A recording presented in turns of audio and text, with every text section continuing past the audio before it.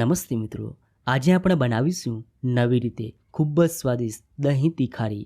જો તમે એકવાર આ રીતે બનાવશો તો બધા જ આંગળા ચાટીને ખાશે, એટલી સરસ લાગે છે આ દહીં તીખારી. તો વિડીયો ગમે તો લાઈક કરજો અને ચેનલને સબસ્ક્રાઈબ કરવાનું ભૂલતા નહીં. તો ચાલો હવે બનાવીએ. એના માટે એક બાઉલમાં લઈએ 1 કપ દહીં,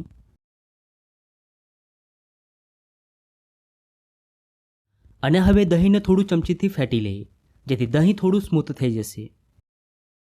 તો અહીંયા મેં બહુ મોરું પણ નહીં અને બહુ ખાટું પણ નહીં દહીં લીધું છે, જેથી દહીં તીખારી એકદમ સરસ બનશે. તો દહીંને આપણે ફેટી લીધું છે. હવે આપણે વઘાર તૈયાર કરી લઈએ. એના માટે એક પેનમાં લઈએ 2 ટેબલસ્પૂન તેલ.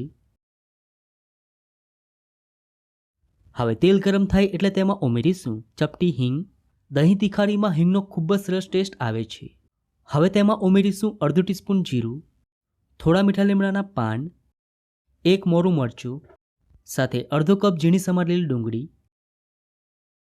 અને હવે ડુંગળીને 2 થી 3 મિનિટ મીડિયમ ફ્લેમ પર સાતળી લઈએ. તો ડુંગળીનો ટેસ્ટ પણ દહીં તીખારીમાં ખૂબ જ સરસ આવે છે. તો આ દહીં તીખારીને આપણે અલગ રીતે બનાવવાના છે, એટલે ખાવામાં એકદમ સ્વાદિષ્ટ લાગશે.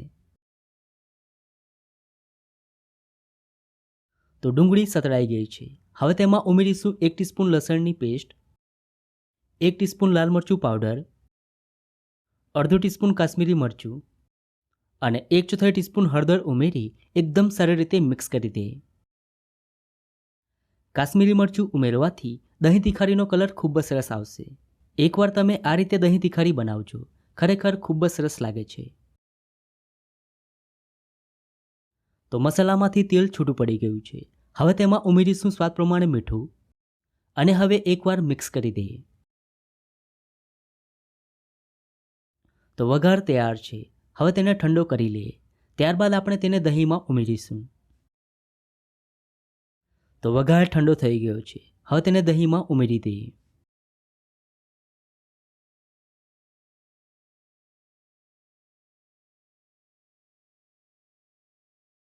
અને હવે એકદમ સારી રીતે મિક્સ કરી દઈએ.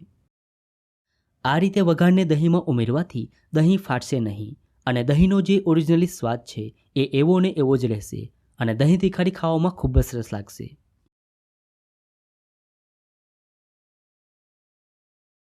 તો એકદમ સ્વાદિષ્ટ દહીં તીખારી બનીને તૈયાર છે. આ દહીં તીખારીને તમે કોઈ પણ થાળી સાથે સર્વ કરો, ખાવાની મજા પડી જશે. તો તમને આ દહીં તીખારીની રેસીપી કેવી લાગી? જો રેસીપી ગમી હોય તો વિડીયોને લાઇક અને શેર કરજો.